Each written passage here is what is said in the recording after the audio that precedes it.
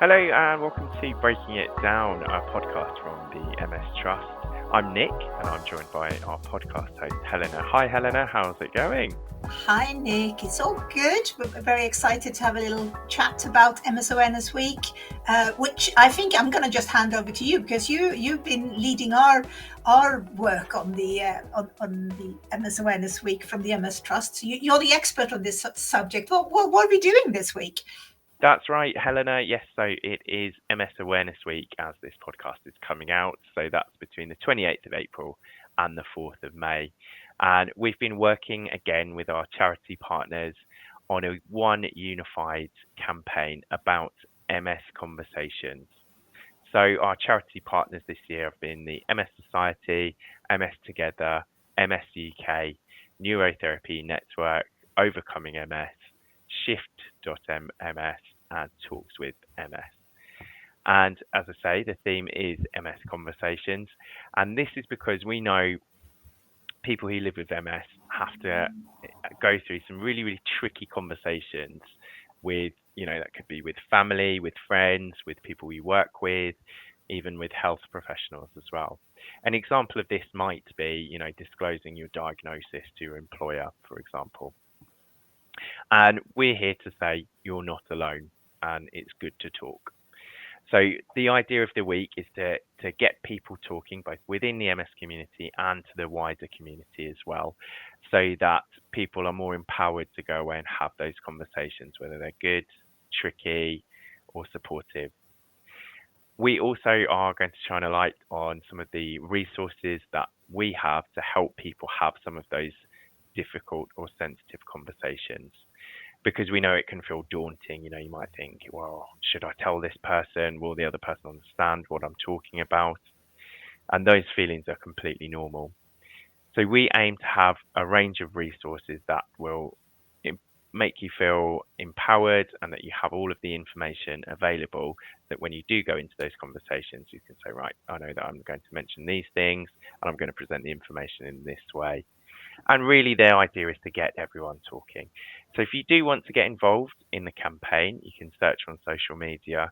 So the hashtag this year is MS Conversations, and we will link to everything in the show notes as well.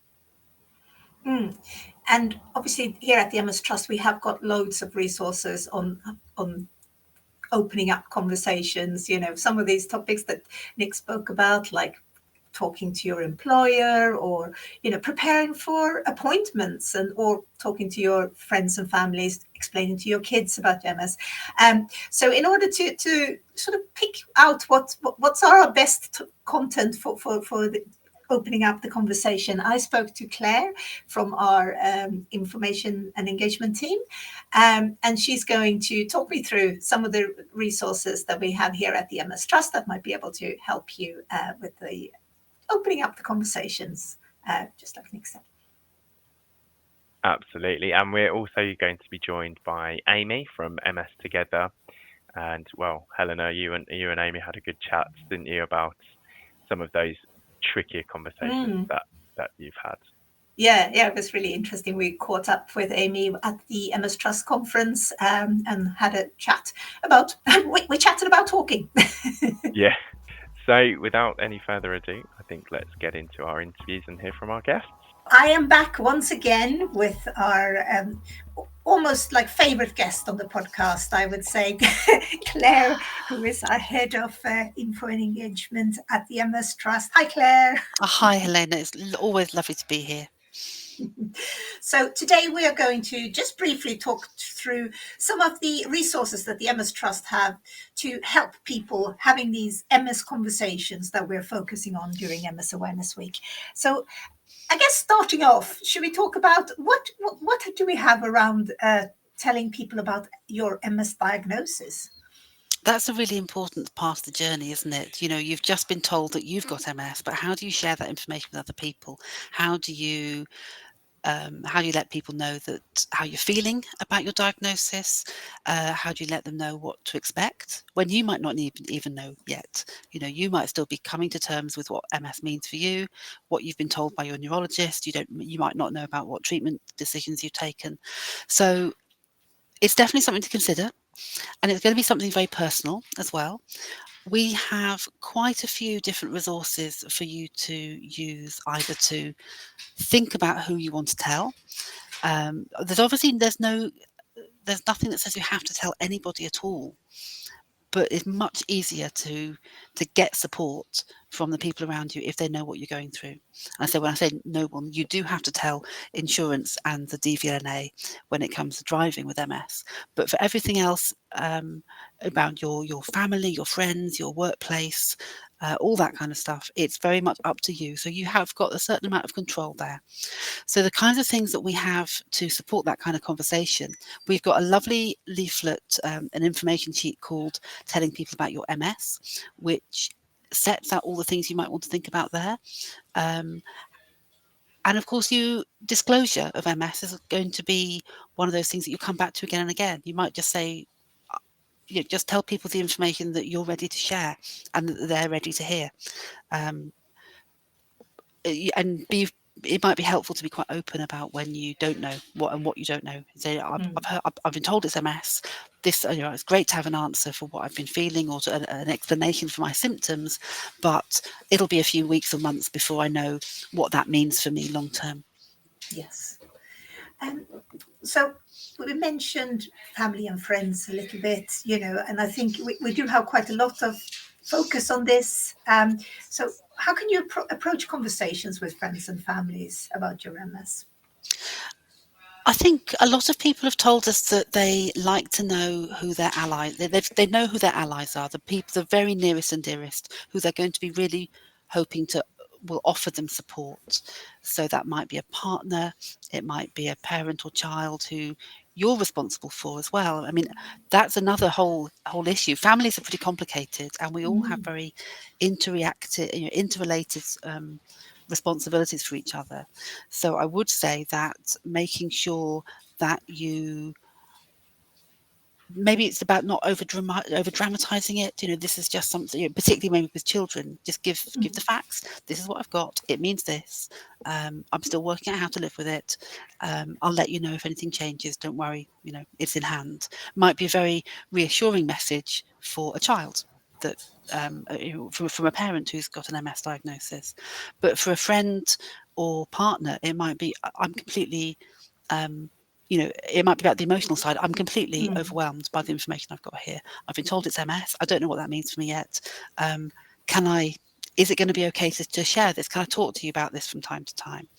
And maybe set the parameters. It's okay to ask if you think I'm feeling, if you think I look, something looks like it's changed, if I'm behaving oddly or I look worried, it's probably going to be this, but do ask. Or if you say, I'd actually rather not talk about it. It's about setting the ground rules, isn't it? And being open. Let's say people can't read your mind. Whether you have MS or not, they can't read your mind. So if you don't tell them what's going on, they won't know. And if they don't know, they won't be able to support you. We do also hear from people who get quite unsympathetic responses from people when they do say, particularly around symptoms that might be quite invisible to other people. Fatigue is the big one, of course, and saying it's a really bad day for my fatigue. Oh, everyone gets tired. Oh yeah, I'm quite tired. I didn't sleep well. Or, well, I did a big session at the gym, so I'm tired as well. And saying it's just not the same. It's just not the same as MS fatigue. So how do you communicate that and say, yeah, I understand that you're tired, but there's a reason for it, and you will probably feel better after a rest. But with MS fatigue, I can't really predict that. I can't really predict that I will feel better after a rest, and it might make it really difficult for me to do some things. A lot of people with MS worry about letting family members down or friends down when the fatigue is difficult to deal with. And that is something that it just really helps to be upfront about it. That I'd love to say yes to this. This sounds lovely. Thank you so much for inviting me. Keep inviting me. But accept that sometimes I might not manage it, or sometimes I might need to leave early, or I might need to change the plans at the last minute. So I think those conversations like that can be really helpful. And that's what our online resources, our webpage all about talking with friends and family can do. It kind of gives you that, things to think about and some opportunities to bring up MS in the conversation. And everything that we're discussing here is obviously linked on our MS Awareness Week page. We got links to all these resources, haven't we? Absolutely. I love this topic for MS Awareness Week. You know, we know that conversations, peer support, talking with other people, it's so important. We need more people to understand what MS is and what MS is like, and how it feels to live with MS. We need to know, we need more people to understand the diversity of experiences with MS. And we need to be talking about MS in lots of different ways and lots of different places. And so that's what this MS Awareness Week campaign is all about. And you, I know, have been involved in some work that we did about how you should go about talking about MS at work. And Yeah, it's taken a few years to develop, but mm, some focus groups we did with people living with MS talked about this as being one of the most difficult moments. How do you tell the people at work that you have MS? How do you explain what that means without giving away your whole medical history? You know, there's a lot of stuff that you want to keep private, but perhaps you want to give a bit of a sense of how MS might affect you in the future and what it means. So we've developed a booklet that guides you through disclosing an MS diagnosis to your manager, to people at work, and it gives you a little template that you can fill in.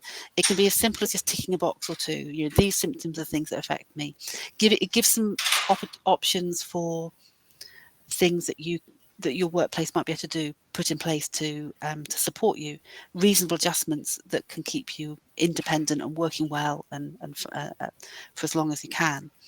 It gives your employer some information about the Access to Work scheme and about the Equality Act, which protects people with MS from discrimination at work. And so we're really pleased with it. And the response it's got from people with MS has been very positive. They've seen it as a very easy way to just set down a little bit of the information, to actually have something to hand over to a manager and say, I've got MS, this is what it means, and actually here's some easy things that we can do to keep me working well. and I mean, one thing that we do see a lot from people who want to have conversation or want to talk about it is that they reach out to the MS community. Could you sort of talk us through a little bit? Because obviously we have a big Facebook group. We have a fantastic Facebook community, don't we? I mean, you've been absolutely phenomenal in the way you've managed that over the years, Helena. We know it's, very much down to you. But we have thousands and thousands of people with MS. Lots of them are active, lots of them just follow and listen and watch the conversation. But that peer-to-peer support, having a conversation with somebody who knows what's going on, having somewhere where you can just drop in a question and somebody else has been there. Somebody's going, oh gosh, yes, I recognise that. I've been there. That's so valuable, and it's so important to stop people with MS feeling alone, because although it's more common than people think, MS isn't so common that you'll know lots of people with MS necessarily in one place. And so you might be the first person that in your kind of friendship group with MS. So, finding another group of people where you don't have to kind of unpack everything, they just get it. That's so valuable. And having those sort of conversation, we're talking a bit about raising awareness on big scale, but actually if you raise awareness of your own MS on grassroots levels in this kind of support group, you will help other people, because even if you're just lurking, you'll read stuff, won't you? Well, you do, you hear, and sharing is a wonderful thing, to share your experience, and so other people can learn from it too. And it might be as simple as, well, I've tried this particular mobility aid and I found it really helpful, or just talking about the emotional transformation of that some kind of treatment or a health professional or an interaction that you had one day, and think, actually, this really changed my life. I really think you should, other people might benefit from it. But it's also important to share the stuff that isn't positive as well, and to share the stuff that really that brought you down or made you sad or angry. And somebody else out there might have a solution. They say, oh yeah, we face that too in our family. This is one way that we handled it. Have you considered this or that? And that can be lovely as well. And sometimes, even if there aren't solutions, there's just company, and that's important too. That is very important.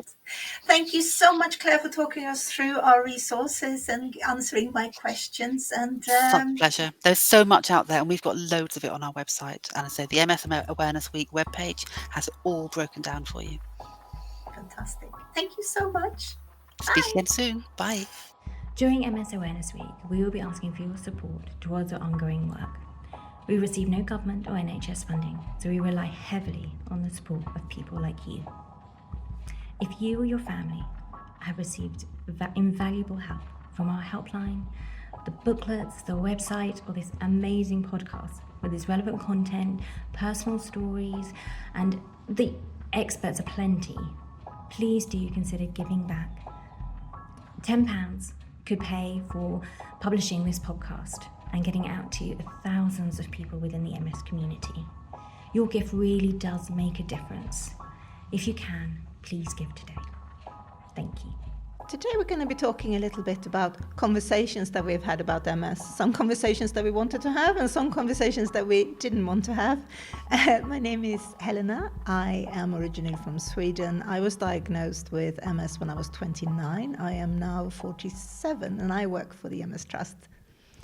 Hi, I'm Amy. I am 27 years old, nearly 28. I was diagnosed with MS just after my 21st birthday. I'm originally from Wolverhampton, but now live in Manchester. And I am also the founder and CEO of MS Together.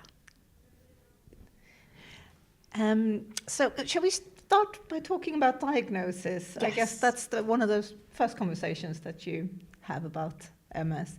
Did you know anything about MS before you were diagnosed? No. And actually, it was just from the kind of symptoms that I got, I then started to Google, as you do, and kind of MS started to come up when I put my symptoms in.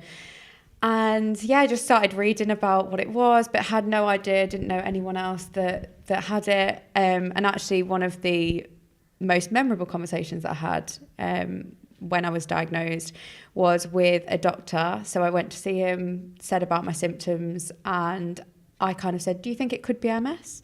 And he said, no, definitely not. You're far too young to have MS. So that was a very, very interesting conversation because I then obviously went on to get diagnosed. Yeah. You almost feel like you want to call them up and go, hey. Yeah, by the way. Yeah, that's it. I was, my grandfather had MS. Okay. So I knew about MS. We'd spoken quite a lot about MS, but he was diagnosed like in the 1970s. So, things were quite different. And he'd passed away long before I had MS. But one of the most difficult conversations that I had when I was diagnosed was telling my mum, because obviously she'd seen my grandfather have it, but she also had a close friend whose mother had actually passed away from complications of MS. So I think she had really negative sort of experiences of it. And I knew that before, because when I was in the process of being diagnosed and MS had come up as one of the possible causes to my strange symptoms, and she was like, no, you don't have that, because it's nothing like what I've seen with these other people. So I was almost finding that harder to talk to my mum about it than when the doctor gave me the news what it was. That's so interesting. Yeah, for me, my mum was with me when I got the diagnosis, but it definitely hit her very hard. But some difficult conversations I then had to have was telling my friends and my boyfriend at the time, and kind of calling them up and being like, by the way, those symptoms that I was having, turns out it's MS, and then kind of them not knowing what to say, like how to react. They obviously didn't know what MS was either, so kind of had to explain as much as I kind of understood at that point. And yeah, it was just really hard, like to actually say, I've got MS, like I've got this thing that I'm gonna have to live with. And I mean, everyone was great about it, but it's still very difficult to have those conversations. And when it's really fresh and new and you don't really know that much about it, and they start asking all these questions, it's like, well, I don't know. No idea.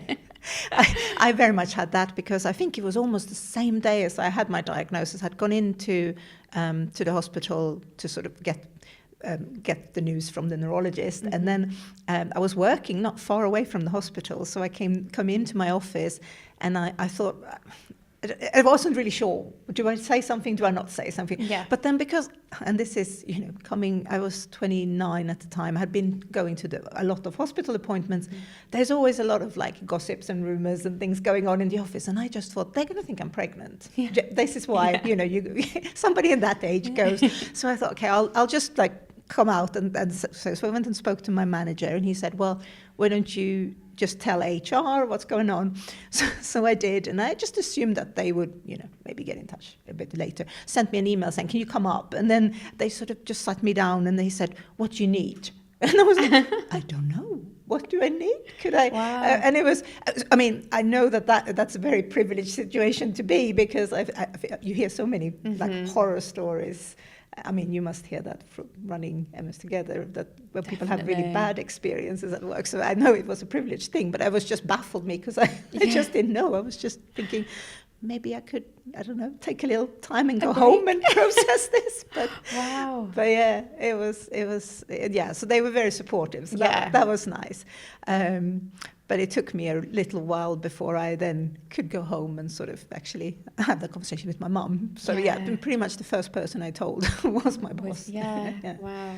For me, I was diagnosed while I was at university. So I hadn't had, a proper full-time job before then. And I had told my lecturer at the time, like what they called, like your main person that you go to at university. So I went to my lecturer and kind of said, this has happened, like, do you know what I should do? And they actually were really helpful. They pointed me in the direction of the kind of disability support at the university. So that was really good. But then when I left university, I guess, so I was applying for my first job, proper job outside of uni. And I remember going to an interview and I disclosed that I had MS, and they said, well, does it really affect you? Like, how much does it affect you? And then I was like, I don't really know. Like, it varies day to day. I ended up getting the job, but I did feel like I definitely downplayed like how it affected me. I was kind of like, oh yeah, like it doesn't really affect me that much. Rather than, being a bit more honest and saying, actually, it could really affect me some days. Like, I might need to have a rest. I might need to have some days off. I might need to go and have treatment or whatever it might be. And they weren't very supportive, really. They kind of didn't talk to me about reasonable adjustments or anything else. An interesting experience. But I also didn't know, I hadn't really, been given any advice of what support could be out there for me. And I hadn't really done that research myself. So definitely more aware now, for sure. But wasn't back then. I think after I've sort of talked to my boss, and it took me a little while, then I decided I was going to tell my colleagues as well sort of what was going on. I think we were a team of about 5 or 6 people, and it was interesting. I don't know what your experience of like, but when you tell people how they process it, and some people will like come and talk to you straight away, like, are you okay, what's going on? Other people are so awkward, they don't really feel like, oh, why did she tell me that? I don't really, I mean, we were all quite close, our colleagues, so it wasn't like complete strangers, but it was really, and I felt bad then, because I was like, oh, I'm putting these people in an awkward position now, and they expect an answer, and I really wasn't really expecting them to come and say or do something. But it was interesting to sort of see, and it wasn't necessarily the people that I thought was going to be really concerned that came to me. So, but it was lovely to sort of the people who really did care, but then there were other people who almost like wanted to fix you. It was like, oh, have you tried this diet, or can you do this, like classic. Straight on, which I know comes from a nice place, but it's a little bit like, I don't even know what's going on, I haven't processed this. Something that really helped me was writing my blog. So shortly after I got diagnosed, I decided to start sharing my experience and oversharing about what I was kind of going through. But it actually really helped with those conversations that I was then having with friends and family and even strangers, because everything was just kind of on the internet. So my friends and family were finding out about how I was feeling about certain things by reading my blog. So it actually meant that I didn't have to have those in-person conversations. So for me, that was actually quite helpful. And kind of took that pressure away. And I think it was also quite interesting when I started dating for the first time after getting diagnosed with MS. And I didn't obviously have it on my dating profile, but I did have links to my social media platforms. And I've always, like, since getting diagnosed, I've always been quite open about the fact I have MS. So like I said, I've got my blog and done like various fundraisers that I then post about and explain why I'm doing them. So it's very obvious that I have MS, I think, when you go on my social media.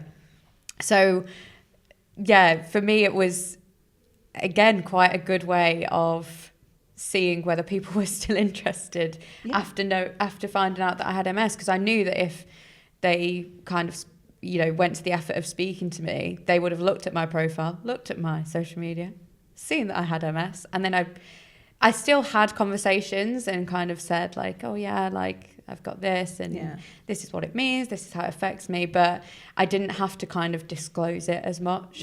So again, that definitely helped. I just kind of put it all out there and then let people find it themselves. I like that. I didn't have a blog. Recently, I've been sort of, for a few years, been doing an Instagram account, like just about things where I talk about my running and things like that. But it's a lot of MS on there as well. And sometimes I find it really nice to be able to just kind of pour myself out on there. Don't really think about that people are looking at it. And then sometimes I have those moments where I think, did I overshare? Do they really want to know these things? But yeah, do you ever feel like that? Oh yeah. I definitely, when I'm not as active now on my blog, but I've got, you know, social media pages where I post relatively regularly when I can. But yeah, I definitely used to overshare far too much. Maybe not so much anymore, but yeah, I think it's good. You know, I've had people message and say how it's helped them. So that's why I do it. But yeah, definitely. I think, because I think, you know, I was diagnosed in, I was going to say Stone Age, but, you know, I don't think, Facebook was just about around, but I used to use forums. And I think I joined a forum where I found, I think it was actually a Swedish forum, although I was living in London at the time. And I found some Swedes that were living in London that had MS. The internet is fantastic, isn't it? And it was, and this person, she more or less became my mentor about all these things, MS. So we had a lot of good conversations, because I think I'd used that forum a little bit when they were sort of talking that it might be MS. So then but then you do these things that you just come on and you sort of say, I have these symptoms, could it be MS? And everyone was like, yeah, it could be, but it could also be other things. And so you're already having the sort of conversations with strangers, I suppose. But it was really nice then to meet up with this person to sort of say, and I'm still in touch with her, and she is really, really nice. And I think the first time I had the MS hug, I sort of knew, because I've had those conversations with people, what that weird symptom was, because it's really hard when you see the description and you think, like, what a pushing pain, what is going on? But then when I had it, it was like, oh, this is what it is straight away. So I think it's in that way that to sort of keep yourself informed about MS, even if there are symptoms that you're never going to have. It really helps. So I feel like that kind of having conversations with other people with MS is really, really useful. 100%. It's the main thing that helped me, I think, when I was diagnosed. Just finding people that I could relate to, finding people that were kind of a similar age, going through similar things, and just being able to speak to them about what was going on and how they were dealing with it. That helped massively, because again, you don't fully get it till you get it. You don't get it. So massively helpful. Have you felt like sometimes MS forces you to have conversations that you're not quite ready to have? Like with health professionals, where they, you know, if you're going to start medication, they'll be starting to ask you things like, you know, are you planning to have a family? Yes. I know, because you were diagnosed really young. I mean, it was literally one of the first things they asked me, and I just turned 21. Like, obviously, I was not thinking about that. You know, for some people, that's what they want to do. For me, it was the furthest thing from my mind. And what really annoyed me was I didn't get asked if I was planning to go travelling or anything like that. And it was only a few years ago when I realised that I hadn't had the vaccines that I needed before I started a treatment, which meant that I couldn't go to certain countries. So when I came to plan this travelling trip that I was really looking forward to, I then realised I couldn't go to half the places that I actually wanted to go to because I hadn't been asked, do you want to go travelling? I'd just been asked, do you want to have a baby? And like, as someone in their 20s, why are we only getting asked if we want to have a baby? Why are we not getting asked, do you want to go travelling? Are there any other things that you need to plan your treatment around? So yeah, I found that very frustrating. Still managed to go travelling, but just obviously had to plan it a bit differently. Yeah. But definitely the conversation around having children. Me and my partner are still not planning on having children at the moment. It's a conversation that we keep having though. Even though we're not planning it at the moment, it is something that we are kind of thinking about because you do have to plan ahead. So it's like, if in a few years time we do, what are the steps we need to take? What do I need to think about treatment wise? And it is quite frustrating that you have to have those conversations and you can't kind of just let it happen naturally. You have to consider everything, and that's hard. It sort of pushes things. I think I was in the same situation. I mean, I was 29 when I was diagnosed, and I had a boyfriend. I mean, he became a husband a year later. But I think it sort of became more of maybe then, because back in those days there wasn't really any DMDs that were offered to people that were pregnant. So you have to sort of be on treatment or not be on treatment. So I was kind of like, in that case, then I guess I need to have children then, and then sort that out and then go on treatment. But the funny thing was that I have had all the sort of relapses, so they could have put me on treatment. But then having had children, I was relapse free for a very long time. Again, very privileged about that. But then I suddenly couldn't have a DMD because I hadn't had a relapse. Because that was what the criteria and things were around back then. So then it was a little bit weird, because I do remember when I then had the relapse and I went to speak to a neurologist, he said, well, you should have thought about this 10 years ago or something. And I was like, well, the options weren't there then. And it gets, how frustrating. But I'm on treatment now, so it's all good. But it's just, it's funny because she's like, well, I don't have a time traveling machine. I can't go back there and talk to that neurologist and say, well, actually. Very nice. How about changing treatments? Have you had to have those conversations? And actually, when I had to change from my first treatment to the treatment I'm on now, it was because of a relapse, and it kind of took me back to how I felt when I was diagnosed, and I wasn't expecting to feel like that. I kind of thought that I had come to terms with my diagnosis and I was okay, but I think when you're then faced with that challenge of picking a new treatment and starting it and going through all those emotions again, it really brings it all back. And I found it actually a really difficult time. And again, having conversations with the healthcare professionals, asking if I want a baby still. And did they ask about travelling this time? No, they didn't. No, that was the time that they didn't, and they should have. I think having those conversations, but then.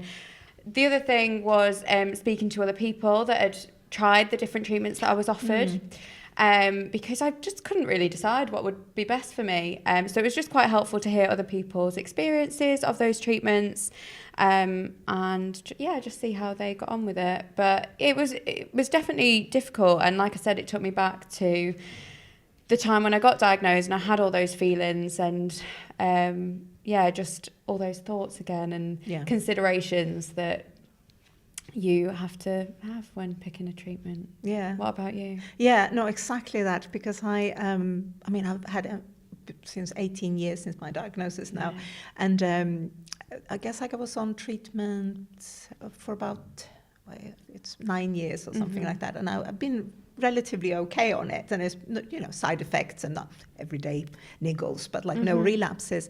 But then recently I had an MRI scan, and I wasn't really expecting any bad things, and then they told me that I had 2 new lesions and I need to think about treatment, and it really, what's going on? Because I just assumed, I've had some niggles and things last year, but I didn't think they were big enough to be sort of a relapse. So I guess it was more silent relapses.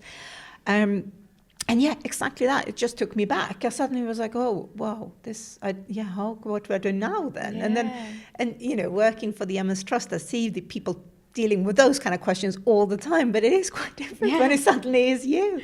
So I'm doing exactly that, sort of looking at all people's stories about what of the treatment options that they've given me, looking at the information that's out there, obviously on the MS Trust website and MS Decisions and that sort of stuff.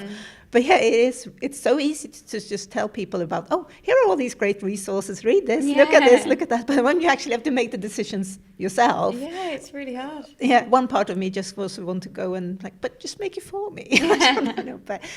I'll get there. But I think emotionally it is quite tough. I did have and when you've been diagnosed for so long, you think, oh yeah, like I'll, whatever happens, like I'll deal with it and I'll be fine. But then when it actually does happen, you're like, oh, yeah, it's not great. No, it really takes you back, and it's just difficult to deal with, isn't it? Because you kind of forget when you're on a treatment for so long and it's worked and you're kind of happy with it, and then all of a sudden you have to think about that again. It's difficult. But it really does help to speak with other people with MS, because they get it. And I think it's that kind of, MS is so different, everybody is so different, and having met lots of people who are, like myself, fairly, able, can run and do things like that, or to people who are more disabled, who are in wheelchair. I mean, I just love meeting people to hear their stories and things. And I think you don't know what's around the corner.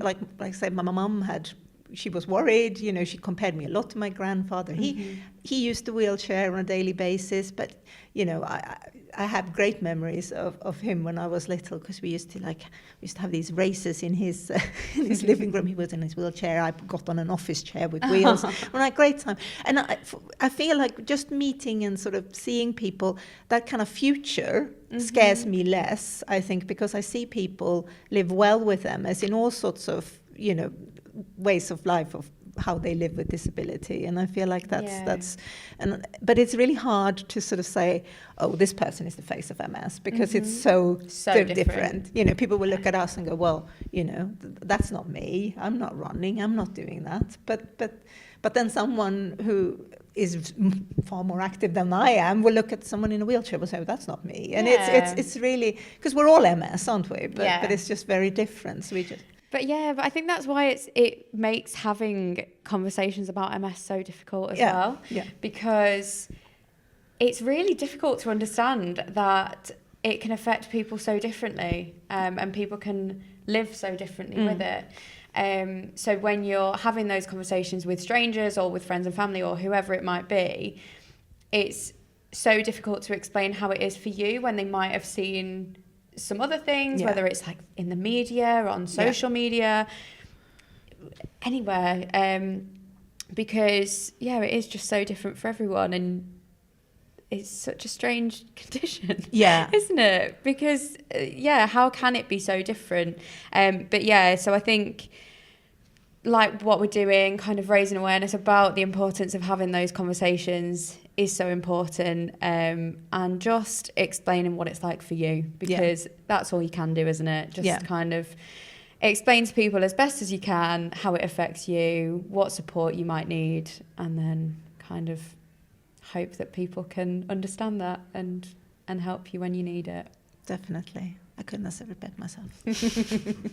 So I think a tip I would give to anyone that is kind of worried about having conversations about MS or just doesn't really know how to, I think one thing that's massively helped me is speaking to other people living with MS.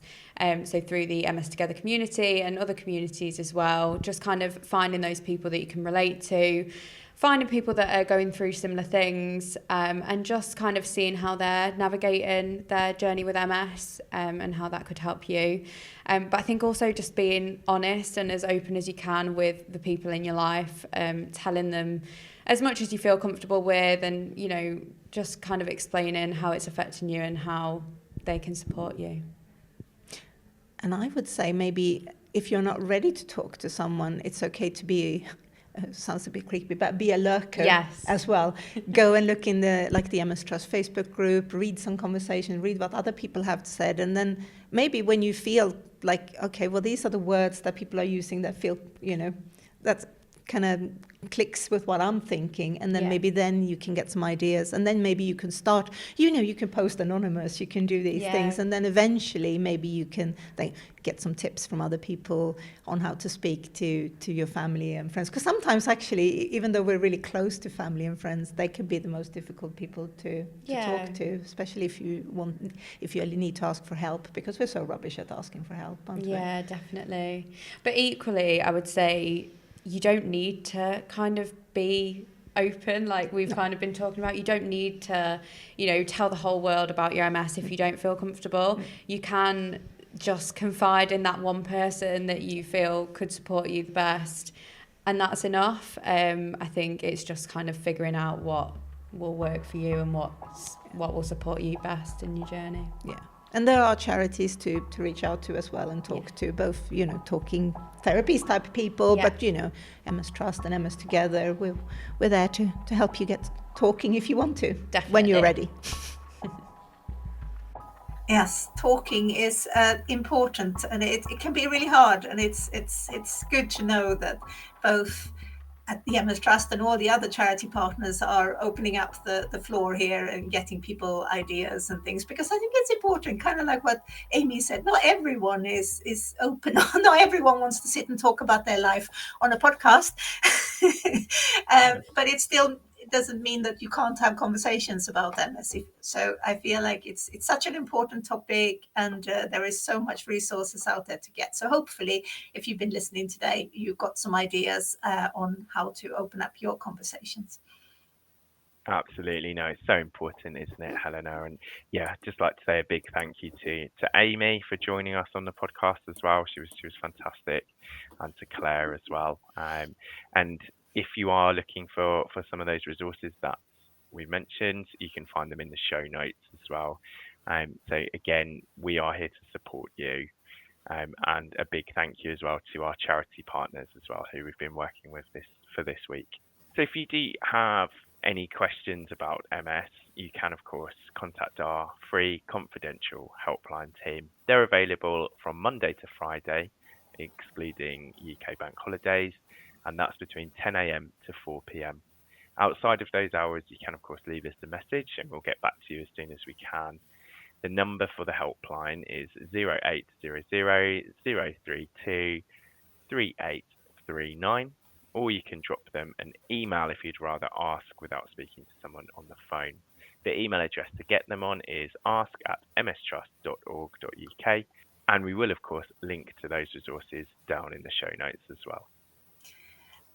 And you can also find us on social media.